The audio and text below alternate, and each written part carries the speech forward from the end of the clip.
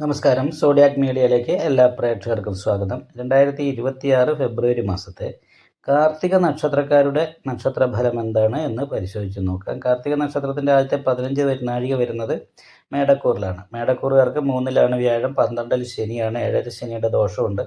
അതേപോലെ തന്നെ ഭാതാസ്ഥാനത്ത് ലഗ്നാൽ നിവർത്തി സ്ഥാനാധിപതിയും ശത്രുസ്ഥാനാധിപതിയും 5-ാം ഭാവാധിപതിയുടെ പൂർവ്വപുണ്യ സ്ഥാനാധിപതിയുടെ യോഗം ചെയ്ത് നിൽക്കുന്നത് കൊണ്ട് മാനസികമായിട്ട് ടെൻഷൻ വർദ്ധിക്കാനും ശത്രുദോഷത്തിൻ്റേതായിരിക്കുന്ന ദുരിതങ്ങൾ കൊണ്ട് കുറച്ച് മാനസിക പ്രശ്നങ്ങളൊക്കെ കൂടുതലായിട്ട് അനുഭവിക്കാനും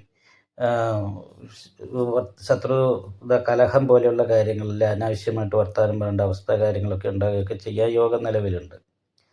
എന്നാൽ അതിന് പരിഹാരമായിട്ട് വിഷ്ണു ക്ഷേത്രത്തിൽ നെയ്വിളക്ക്, ശത്രുദോഷ പരിഹാരമായിട്ട് ദേവീ ക്ഷേത്രത്തിൽ ഗുരുതി പുഷ്പാഞ്ജലി, അഘോര പുഷ്പാഞ്ജലി, ശിവക്ഷേത്രത്തിൽ നെയ്വിളക്ക്, അയ്യപ്പ ക്ഷേത്രത്തിൽ നീരാഞ്ജനം, അതുപോലെ നാഗപൂജ, ഇങ്ങനെയുള്ള പരിഹാരങ്ങളൊക്കെ ചെയ്തിട്ട് മേൽപ്പറയപ്പെട്ട ദോഷത്തിന് പരിഹാരം വരുത്താനായിട്ട് ശ്രദ്ധിക്കണം.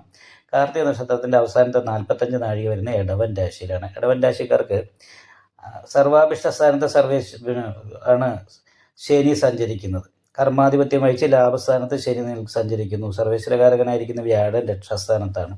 കർമ്മസ്ഥാനത്ത് ആദിത്യനും ബുധനും നിപുണായോഗം ചെയ്തിരിക്കുന്നുണ്ട്. ബുധശുക്ര യോഗമാണ്. അപ്പോൾ എല്ലാ രീതിയിലും ഏറ്റവും കൂടുതൽ അനുകൂലമായിരിക്കുന്ന ഗുണഫലങ്ങൾക്ക് യോഗമുണ്ട് എന്നുള്ളൊരു ഗുണമുള്ള സമയമാണ്.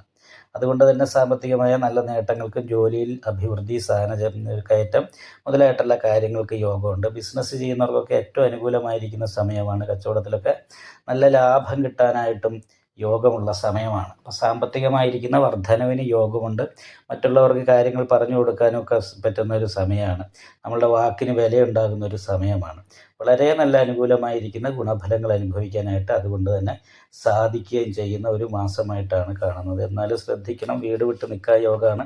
വീട്ടിൽ നിൽക്കുന്ന സമയത്ത് വിപരീതമായിട്ടുള്ള സ്വഭാവം, സന്തോഷിച്ചിരിക്കുമ്പോൾ പെട്ടെന്ന് ടെൻഷനൊക്കെ അനുഭവപ്പെടാനുള്ള സാധ്യത കാണുന്നുണ്ട്. അതേപോലെ തന്നെയാണ് അഷ്ടമത്തിലാണ് ചൊവ്വ നിൽക്കുന്നത്. അപ്പോൾ അഷ്ടമത്തിൽ നിൽക്കുന്ന ചൊവ്വ ഇടതായിരിക്കുന്ന കുറച്ച് ദോഷങ്ങൾ അനുഭവിക്കാനായിട്ട് ഇടവരാനും സാധ്യതയുണ്ട്. അപ്പോൾ ചൊവ്വ കുംഭത്തിലേക്ക് വരുന്നത് 11-ാം തീയതിയാണ്. അപ്പോൾ 11-ാം തീയതി എന്ന് പറയുമ്പോൾ 23-ാം തീയതി, ഫെബ്രുവരി 23-ന് ശേഷം ചൊവ്വ, ഇപ്പോൾ രുചകായോഗം ചെയ്ത് നിൽക്കുന്ന ചൊവ്വയാണെങ്കിൽ അത് ഭാതാസ്ഥാനത്ത് നിൽക്കുന്ന ചൊവ്വയായത് കാരണം കൊണ്ട് കുറച്ച് ദോഷമാണ്. അത്ര ഗുണം പറയാൻ വയ്യ. പക്ഷെ അതും കൂടി കർമ്മസ്ഥാനത്തേക്ക് വരും 11-ാം തീയതിക്ക് 23-ാം തീയതിക്ക് ശേഷം. അപ്പോൾ നേതൃസ്ഥാനത്തേക്ക് എത്തിച്ചേരാനായിട്ട് തൊഴിൽ മേഖലയിൽ യോഗമുണ്ട്. നമ്മളുടെ വാക്കിന് വില കിട്ടാനായിട്ട് യോഗമുണ്ട്.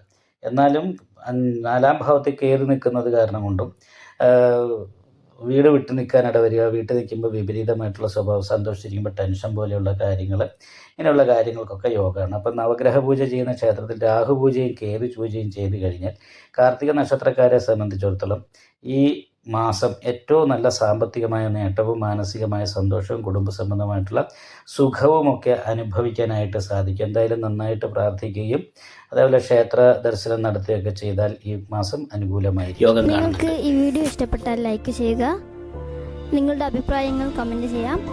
ജ്യോതിഷവുമായി ബന്ധപ്പെട്ട കൂടുതൽ കാര്യങ്ങൾ അറിയാൻ ഈ ചാനൽ സബ്സ്ക്രൈബ് ചെയ്യുക. ഞങ്ങളുടെ ഓൺലൈൻ കൺസൾട്ടൻസി നമ്പർ താഴെ ഡിസ്ക്രിപ്ഷൻ ബോക്സിൽ കൊടുത്തിട്ടുണ്ട്. ആവശ്യമുള്ളവർക്ക് കോൺടാക്റ്റ് ചെയ്യാവുന്നതാണ്.